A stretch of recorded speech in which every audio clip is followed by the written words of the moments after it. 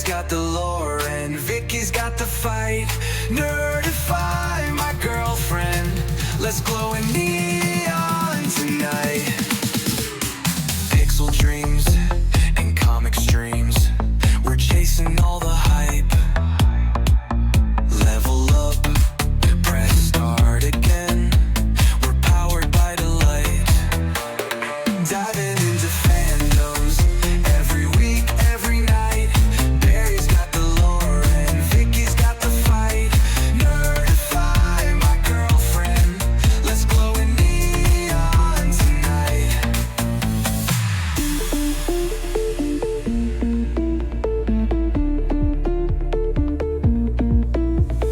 Pixel dreams and comic streams. We're chasing all the hype. Level up, press start again. We're powered by delight. Diving into fandoms every week, every night. Barry's got the lore and Vicky's got the fight. Nerdify my girlfriend. Let's glow in neon tonight.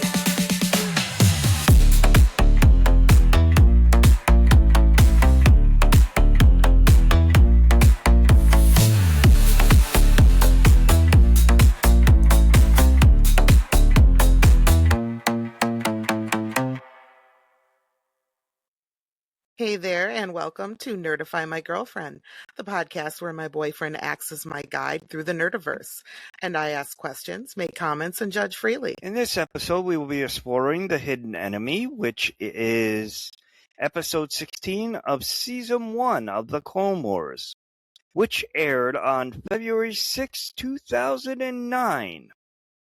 This is the second chronological episode of The Clone Wars, taking place directly after the events of Cat and Mouse and before the Clone Wars movie. But before we get into this episode, it's time for Barry to test my nerd knowledge. So, between these two episodes and what you've seen so far, what is your favorite clone?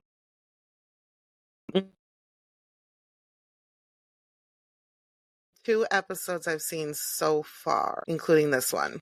Yes. It's got to be Rex or Cody, and probably Rex, honestly. I You're know gonna he's...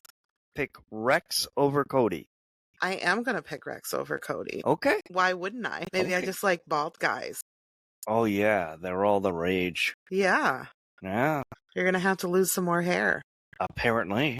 You hear that, all you nerds? You hear it on here? Vicki says it, so now I have to go bald. No, yeah, you're already on your way. It's not like I had to tell you. I'm sorry.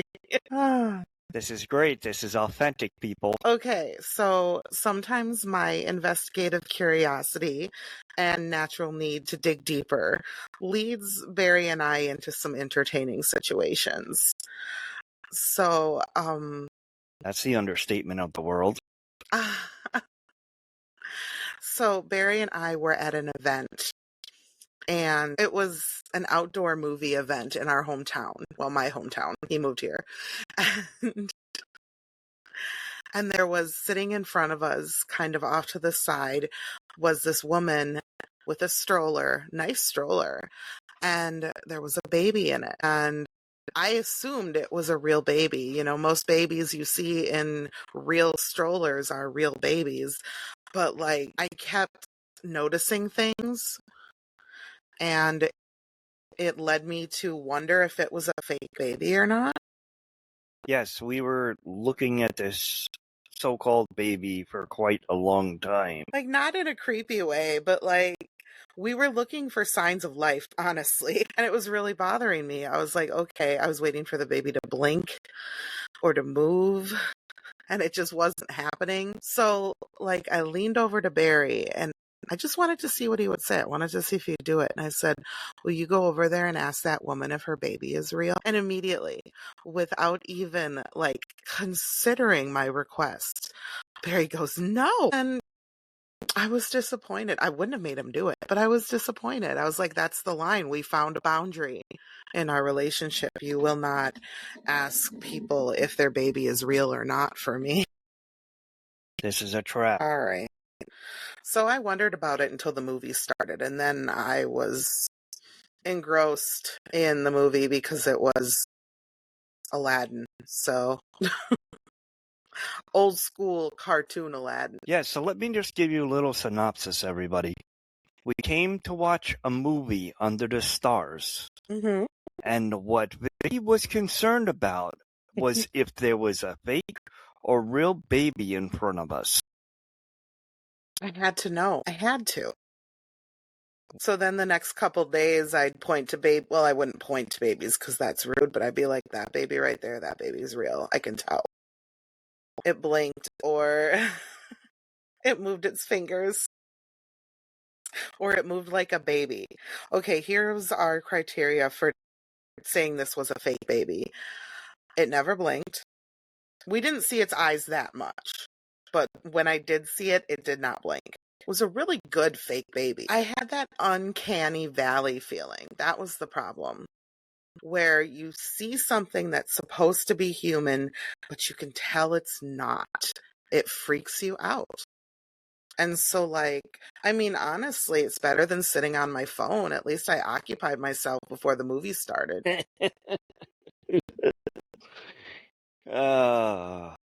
What is this, our third episode? Yes. Okay, so in this third episode, everybody, all the viewers, my hope and wish for you is that you sit there and fall in love with Vicki as I have. Because so many times on these recordings, it will just be out there, and it's a beautiful out there, It's really great and awesome. So What's out there? I'm out there? yes, things that you say tend to be very humorous, and I'm just saying I really hope that they enjoy the humor that we're putting towards them. People watching is a forgotten art. We have too many screens. If you can occupy yourself, and it was a fake baby, by the way, because at the 4th of July, we met the baby and its name is Annie. And we found out it is indeed a fake baby that an autistic lady likes to carry around, which is totally fine. I just needed to know one way or the other. Anyway, let's get into the episode here. So in the episode, there's a quote that comes on each time. And it's always great. I always like these quotes. I think they take a lot of heart, and they're very interesting. So this episode's quote, Hidden Enemy, Season 1, Episode 16, is, "Truth enlightens the mind, but won't always bring happiness to your..." Which is basically, the truth hurts sometimes. So we're still on Christophsis, and the blockade has been broken, but the separatist droid army is attacking on the ground, on the planet's surface. So as we know from the first episode, the planet calls on the Jedi for aid. Obi-Wan and Anakin are planning an ambush. So we don't see Bail Organa at all. Yeah, I'm trying to think that he kind of went back to, what is that place called? Coruscant, yes, thank you. And I'm notifying her people. Anyway, Coruscant, because he has, a job to do over there. He's a senator, and he's also like a king or something. So he has a lot of things to do. He's a king or something. Yeah, he's like, what is that place called? Alderaan. There we go. Alderaan, yeah. He's the like ruler of Alderaan. Yeah, he's the And ruler. he is a king because his daughter's a princess, I guess. Yeah, so he's the ruler of Alderaan. So I'm pretty sure he's got lots of things to do other than stand around and get shot by droids. Yeah, he's got stuff going on, so Bail bailed. Yes, bail. So, Obi-Wan and Anakin are in two separate buildings waiting to ambush with the clone troopers. The droids advance below. It's reported as a full battalion by clone trooper Gus. He says they also brought tanks. The tactical droid sticks his head out of the tank, but last episode, you told me it was a commander droid. Yes, I stand corrected. You see, This is how I am not always right. I don't always say I am right. In fact, I ask people for help. Like, the nerdum out there to The sit there. nerddom. Yes, the nerddom. That's what I said. Mm-hmm. To help me with some things, give me some comments, whether it's good or bad comments. We still want them. Right. So tell me about a tactical droid. So tactical droids. These are Yes. specialized droids designed explicitly for planning and analyzing battle strategies. They often oversee tactical aspects of the military operations, focusing on how battles should be conducted, and they're known for their high-level strategic thinking. High-level strategic thinking. Yes. So they're the planners, not the doers. They are the commanders technically. They command the basic battle droids, the Roger Rogers. Yes. But we have seen in past episodes that even though they get destroyed, that regular Roger droids, as you call them, Mm-hmm. are able to function by themselves. I think this is just to help them out at times. It's a big picture droid, not close combat, but strategic. Right. So, the droid army starts to split up as Obi-Wan's watching. And Obi-Wan's like, oh no, something's wrong. And then just as he's saying that, the battle droids arrive on the elevator and start shooting. And I counted that they took out at least 4 clones before they could even do anything. It was a surprise ambush. They were going to ambush, but they got ambushed. Okay, so Obi-Wan uses the Force to push the beginning ones back. The first few that were entering, he pushes them back with the Force. And then the other clones get behind him so that he can block as they fire. And he orders the mission aborted. So Obi-Wan is leading an attack battalion, and then Anakin is kind of supporting with a smaller detachment. Okay, so then Obi-Wan loses more clones as Anakin calls the gunship and requests evacuation from CT Hawk from the South Tower. Rex points out that they're in the North Tower, and Anakin says not for long, and he just draws a big X on the glass window with his lightsaber and cuts it out. Then he tells Rex to have his troops fire the cables out the window, and they use their guns to zip line to Obi-Wan's location in the South Tower. So in this progression, we're seeing that Anakin is getting better because, he still has his swagger and he still has his I do things a different way type of thing. He's still cocky. Yes, he's still cocky. Anakin is the first to jump, losing 1 clone who got shot by droid troopers on the ground. Yeah. Obi-Wan asks, how'd you get here? Anakin says, smirking, I improvised. Obi-Wan and Anakin take the elevator to the roof for evac. So the droids follow them, and the fight continues on the roof. And the tactical droid arrives in the elevator just as the evacuation pulls up to the roof. There's a clone trooper. I don't think it was anybody whose name we got. It didn't look like Rex or Cody, but they decapitated the tactical droid as they run to be evacuated. Pretty badass, honestly. It was a really nicely put together decapitation of a head. I was thinking in hindsight that they should have disabled the elevator after they got off of it, but in the moment, who's gonna think of that? Right, that's kind of, it would have took them longer, and then the droids probably would have caught up to them. Yeah. So Rex and Cody checked the tactical droid's head to see how they knew about the Jedi's plans. They accessed that he knew where they were, but not how. Anakin wonders how they could have been a security breach. Obi-Wan says maybe there wasn't. They discuss someone infiltrating their defenses. Cody said, who would want to betray our troops to the Sappies?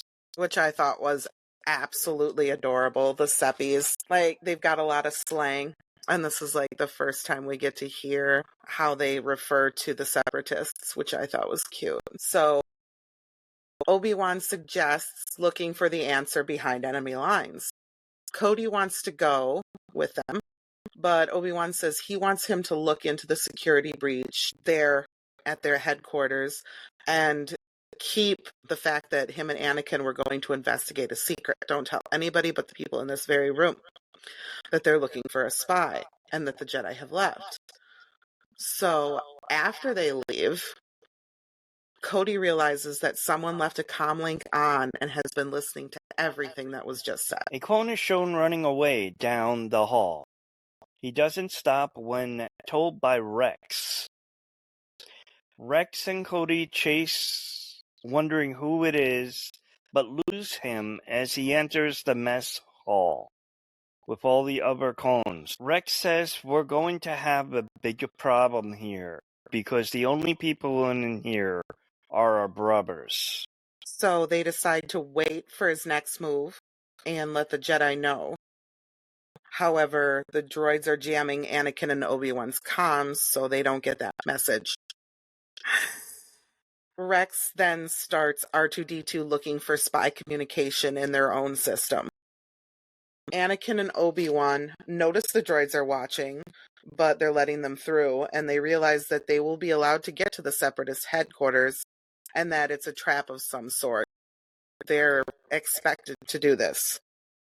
Who discovers a pattern coming from one particular terminal, and that terminal in the whole base is Sergeant Slick's barracks, which means one of the men in Slick's company accessed that computer and sent out information that helped the enemy. They're the spot. So Rex and Cody go to Slick's barracks to find out who did it. Obi-Wan and Anakin arrive at the Separatist headquarters. There are no guards. That's certainly very strange, don't you think? I mean, this is headquarters. Right? It's like a ghost town. Yeah, like There's no one there. No guards. No, nothing. Yeah. Now we're back to the barracks. Cody and Rex talk to Slick, who says his troops wouldn't be one of the spies. All of the men arrive, called by Rex and Cody. So this is starting to look like a setup. Slick asks to talk to them first. Cody says no and tells the men the situation. So they're not giving Slick any chance to talk to anybody. They want everybody's honest opinion and story. Can anybody guess who the problem would be? Are we foreshadowing? No, I'm just wondering. All right. So, back at Separatist headquarters, Anakin and Obi-Wan take the elevator. I don't know how they know what floor to go to. Like, what floor is supposed to be where the Separatists are headquartering. Maybe there's only 2 floors. Maybe. I don't know. They use the Force. So, the building looks abandoned, and then a freaky cloaked figure comes up behind them, and then she goes around in front of them, and she takes down her hood, and Obi-Wan calls her Ventress. So we get to meet a lady named Ventress, and she's not friendly. No. So I'm going to give you guys a little information about Ventress and who she is. So Asajj Ventress is a Zembrek from the Night Sisters clan on the planet of Dathomir. She was taken from her family as infant and sold into slavery, later rescued by KY Nark, who trained her in the ways of the Force. However, after Nark's death, Ventress fell to the dark side and became the apprentice of Count Dooku, serving as a commander for the Separatist Force during the Clone Wars. So she's a kidnapped witch who became a slave and then a Jedi and then a Sith. Okay. What actually happened was this town was being taken over and she was sold off to some kind of pirate, and this pirate was very nice to her. But their hideout got taken over and he died, and that's where the Jedi came and took her to be trained in the ways of the Force. Well, they went on a mission, and they got taken over, and her master died. And the Jedi could have saved him by sending reinforcements, but they didn't think that her master was that important. So she got that rage and anger, and that's what Count Dooku was feeding off of. That's what he exploited. Yes. So Obi-Wan definitely met her before. I don't know when, but he definitely met her before because he flirts with her. Yeah, we're just going to sit there and say it's the power of the Force. Okay, so he says, and here I thought this mission would be unpleasant. And Ventress says, the pleasure's all mine, my dear Obi-Wan. I've missed you. So obviously not their first time meeting, even though we're not told about it. And you can't tell me about them meeting before this because you looked it up and it's not there, right? No, it's not. It's the first time they're supposed to meet is going to be in the movie, but the movie's next in the chronological timeline. So the Force works in mysterious ways. Yeah, the Force works in mysterious ways, I guess. That's a little time inconsistency.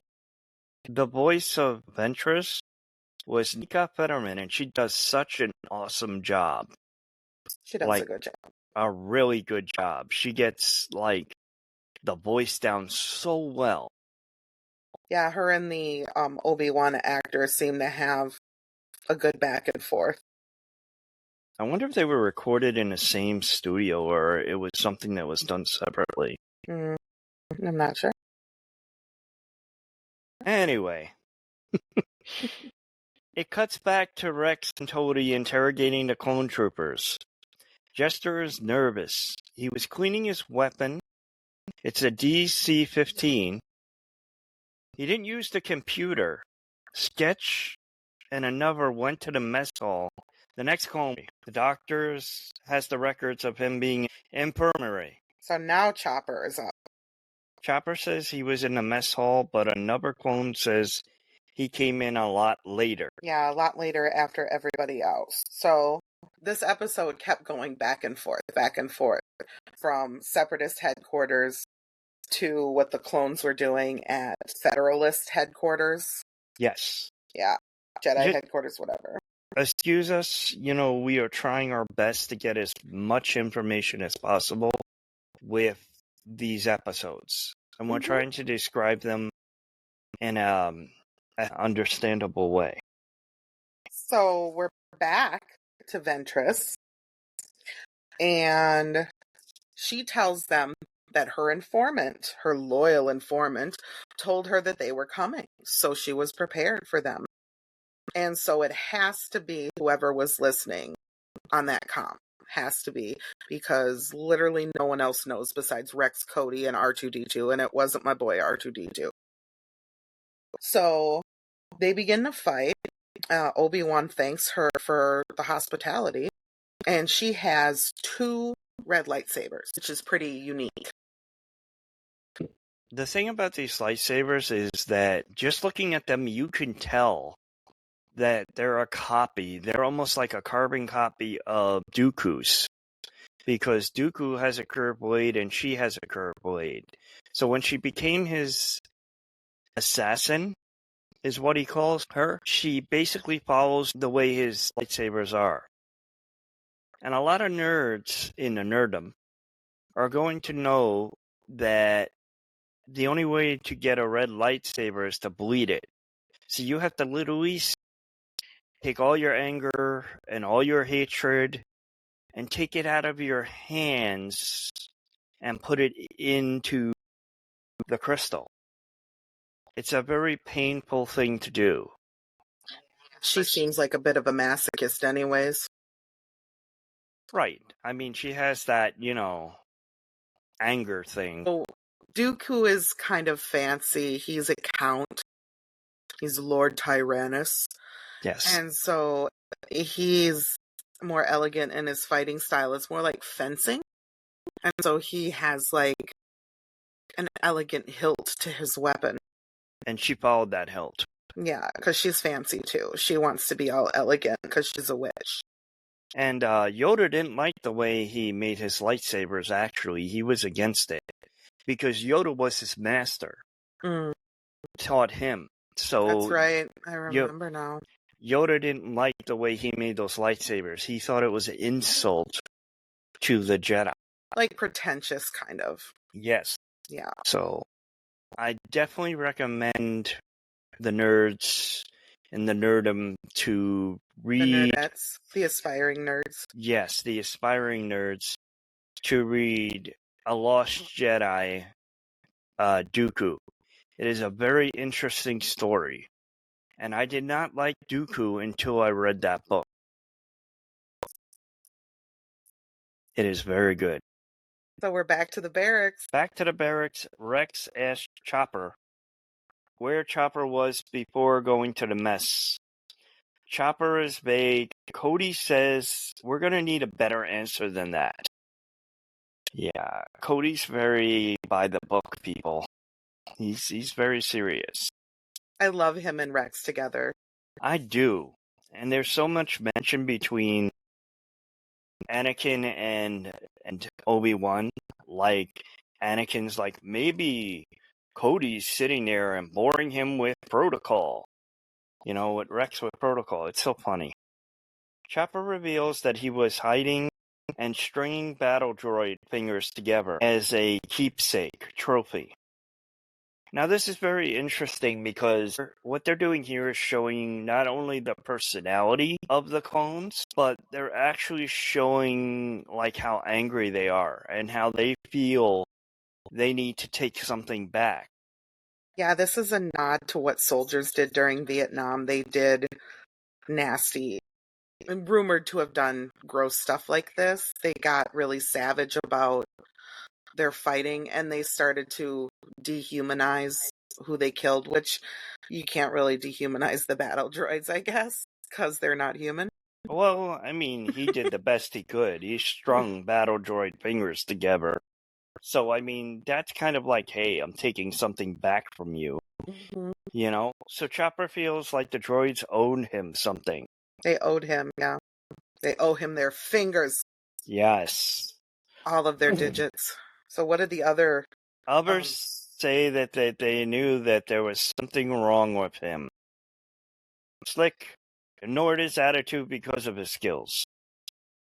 But breaking the rules like this brings his character into question. So I remember seeing this, and I should hope so. It was like yesterday. Slick has some shifty eyes going on. So that's kind of, you know, weird. And it's kind of showing you guys something. So we're, of course, back to the Jedi battle. For like 2 seconds, literally. Ventress is fighting with both Anakin and Obi-Wan at the same time with her 2 swords. Hold them off pretty good, and then she uses the Force to throw a big metal section of wall at Obi-Wan, and he has to literally cut it in half as it's coming at him so that it falls to either side and doesn't get him. Obi-Wan, swagger and all. Yep. So now we're back to the barracks. Slick asks Chopper how they can trust him. He tells them he doesn't have to talk anymore. He can wait for the Jedi to get back. Chopper shrugs it off Slick's hand on his shoulder and asks where Slick was at that time. Chopper says he saw everyone go towards the barracks and the mess, but Slick went towards the command center. And then Cody kind of catches up. It doesn't take him long, honestly. And he's like, wait a minute, bro. What did you mean when you told Chopper he could wait until the Jedi come back? Because no one but Rex and Cody, no one but Rex and I know that they left. So how'd you know, Slick?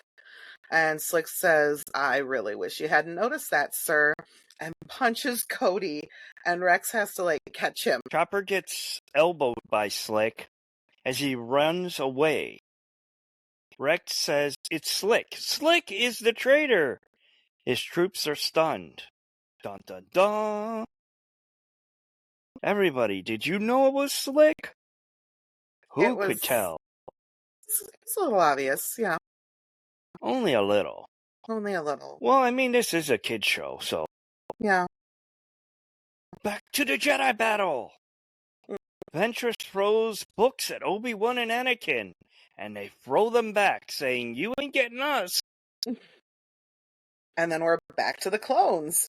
Rex and Cody are searching for Slick as he ran out when they figured out it was him. His tracker on him is detected by the gunships. So they figure he needs to escape. I think it's Rex, calls him a piece of rankweed, which you looked up what it was.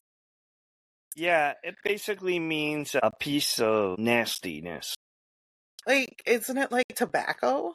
Yeah. Kind of? You can smoke it? Yes. It's like, I don't know, like garbage, like used chewing tobacco or some shit. I don't know. Yeah, Anyway, yeah. it's not a compliment in any way. It's very mean. So Slick's pretty smart and he knows what they're gonna do. And he left his belt rigged to explode with his tracker on it. And then he set up explosions in the gunships and the AT-ATs and the weapons depot. And Rex said he knew where we'd look. He's not trying to escape. And Cody's like, yeah, he knows all our moves before we even make them. So he's disabled pretty much their whole armory. They're screwed. Back to the Jedi battle. Obi-Wan tells Ventress to give it up. She's sitting cross-legged on the floor and says, "I'm all yours, Obi-Wan." And as they step forward, she activates both the lightsabers and cuts out the floor from beneath them. They fall down to the next floor. See, so they're at least on the second floor. Yeah, she is very sneaky. She is. She lures them. She's like a seductress. Mm-hmm.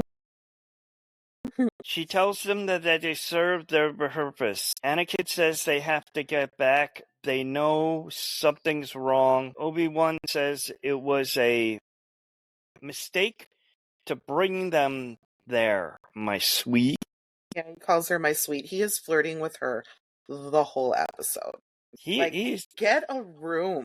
Yeah, he's just, there's some weird connection between them two, but you know. Right?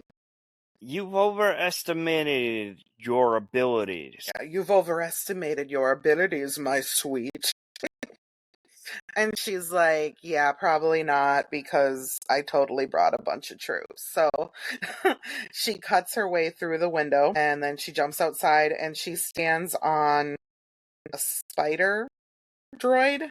Like this big, round-headed thing with, like, legs like standing on the side of the building. And behind her are a bunch of planes, ships, whatever. And there's droids on speeders, and she's got like the whole army behind her. And she says, "Come and get me."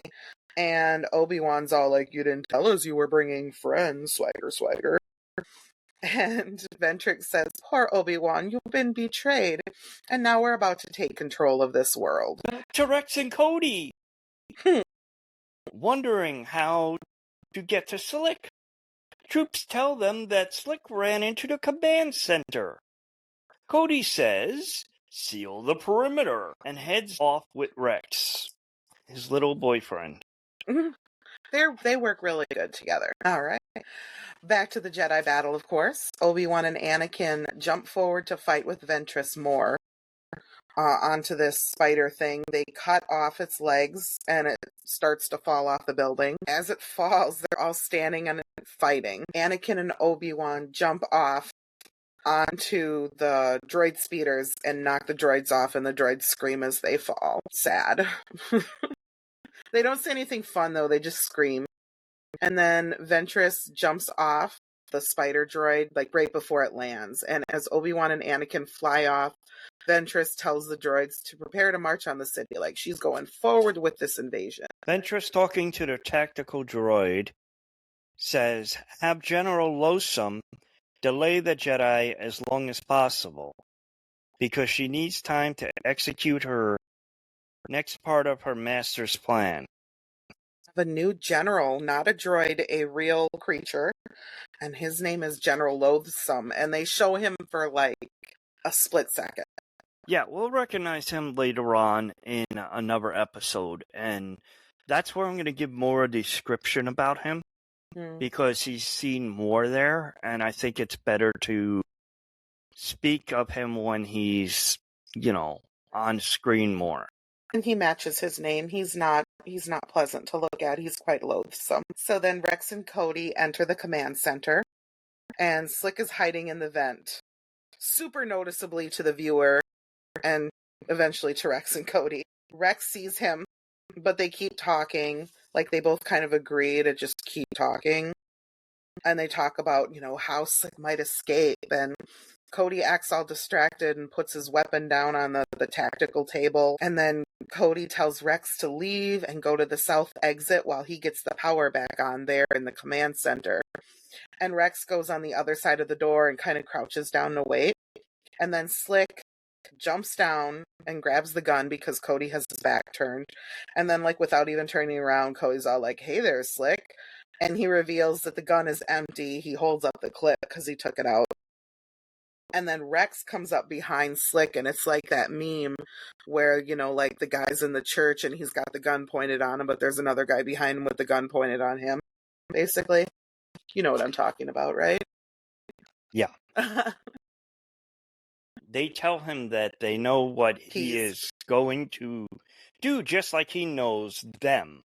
Slick says to Rex, "I'm not a traitor, you are." And he rushes him and knocks him over and gets his gun and tries to shoot at Cody, but Cody knocks the gun out of his hands as he shoots. Rex says, "You sold out your brothers."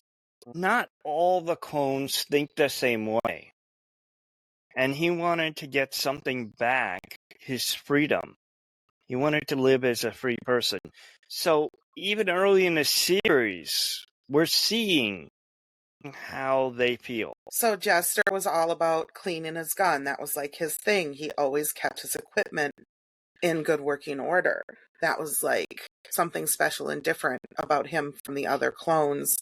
And Chopper felt like the droids owed him something and made like the finger necklace. And Slick feels like he doesn't want to do this. He's not on board. He feels like a slave. Whereas Rex and Cody just can't begin to understand that. And most of the clones can't begin to understand that because a lot of them are very dedicated because that's how they were bred and raised to be. So what's interesting about this is that if you get a clone, you think a clone is just a carbon copy of somebody. But what they're actually showing is they may look like somebody, but that doesn't mean they are that person. Right? There's a And lot of variation. There's a lot of variation in different personalities that's showing. And I think that's awesome that this show could do that. They all have different hairstyles they prefer, names, obviously, that they come up with. They name themselves. And sometimes the other clones name them. They just develop these nicknames, which I think's awesome. And yeah, they've got different likes and dislikes. They've got different skills, different things they're into, different interests. So Obi-Wan gets back and he's surprised and disappointed that it's Slick. And Anakin asks how he could do this to his brothers. And Slick says, "Only a Jedi would ask that. It's the Jedi who keep my brothers enslaved." So he is equating the clone army to slaves. They do not have a choice. They must do what their masters tell them. He said, "We do your bidding. We serve at your whim. I just wanted something more." And like, this is where ethics really come into this because the Jedi are supposed to be peacekeepers. They're supposed to help people. And if a clone, do they count the clone as a person? And does that person have the right not to fight if they don't want to fight? And like, the Jedi are ultimately, like, if the clones rebel, it's not good. They're going to get into trouble. So like, it brings up a lot of questions about, is it ethical to have a clone army and for the Jedi to use a clone army when they say that they're all about protecting people and saving people? But like, Are the clones people, or are they just expendable? I think what this basically is going off of is that one saying, war changes people. And I think the war is changing the Jedi a lot. They're becoming military-like instead of being peacekeepers as they were. So it's more chaos. It's more energy towards the dark side, because as long as people are fighting, the fires are still burning. Like they're trying to choose the lesser of two evils. Like they want to protect the universe, they want to protect people in the Federation. And they need the clone army to do that because they got the droid army coming at them. So they kind of are backed into a corner when it comes to having to use these clones. And it's all increasing the fact that they're moving more towards the dark side and away from their values because of this war.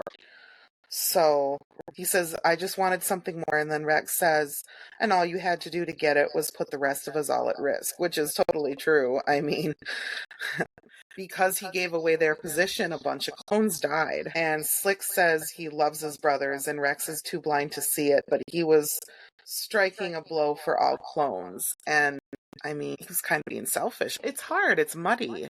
It's like an ethical dilemma for sure. Cody says if you loved your brothers, you wouldn't have put them at risk. And Rex says you betrayed every one of us. And then they lock him up. I think this is more of a thing that's like, we can give you how we feel about it, how we see it. But I think everybody's going to see it differently. And that's what makes everybody unique. Rex reports to Obi-Wan that Slick took out the weapons depot. Cody says they saved the heavy cannons. Obi-Wan says there is 1,000 battle droids on their way. Anakin says the fight goes on.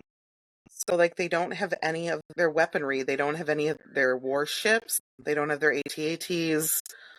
I assume that they lost a lot of their ammunition and weapons. Like, they might have their personal weapons, because, like, Jester had his gun with him, so they probably got guns, but maybe not extra ammunition. All they have are, like, their personal guns and heavy cannons, and there's 1,000 battle droids coming. Well, they also have Anakin and his They do. They have bloodlust. Anakin and Obi-Wan, and they're just ready for it. Yeah. Yeah. And that concludes the episode. So final thoughts. Yes. Final thoughts on the episode. I found this very interesting. I really enjoyed this episode. I enjoyed being able to see the different characteristics of each clone. And I like learning their names. I do too. Because I think it's great. And then you find out more. Because if you think about the first episode, we got some characteristics from, like, Obi-Wan Kenobi and, like, Anakin. But we didn't really see as much as we did now with them. Like, it seems like Obi-Wan Kenobi is out there more. With his swaggerness, with Ventress. Yeah. Him and Ventress. Oh my gosh. The banter. For days. I know, and it's great. It's really great. And Ventress has a great story, too. So, it's just, the way they put it together is just awesome. And they're building that brotherhood, like that clones are loyal to each other and loyal to the Jedi. They're kind of building more of that, like, clone backstory lore, like you're understanding how the clone army operates, how they've been trained, how they've lived and fought up to this point. And like this is like the first time that one of them is like, I don't want to do this. I'm going to betray them and try to get out of this. Yes, so it shows a lot of background. Yeah.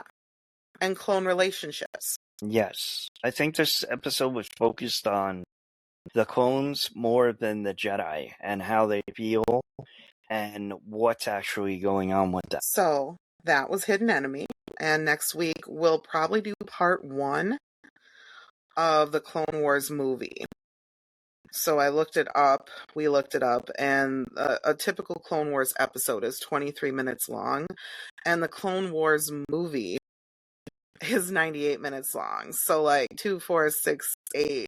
That's like 4 episodes, over 4 episodes in the length of one movie. So at least 2 parts, maybe more, depending on what we can fit in, how long it goes, what we have to talk about, the lore. So we'll see. We'll see how that goes and how many episodes we end up getting out of this movie. And the Force works in mysterious ways, and so do we. So we're looking forward to that. Yeah, buckle up. This is going to take a while. Yes. We're not stopping anytime soon. I just want to remind everybody in the Nerdum that this episode was recorded at 11:30 p.m. on July 9th, 2026. I would like you guys to check out our Facebook as well as our Patreon. Like and share always. Please give us some comments. We love feedback. And I want to thank you for listening to this episode. And we're looking forward to the next one. We are Nerdify My Girlfriend on Facebook, TikTok, and Instagram. And you can listen to us on Spotify, Apple Podcasts, Patreon, Amazon Music, wherever you find your podcasts. So thank you for listening and have a great evening. Be sure to level up. Bye. Bye.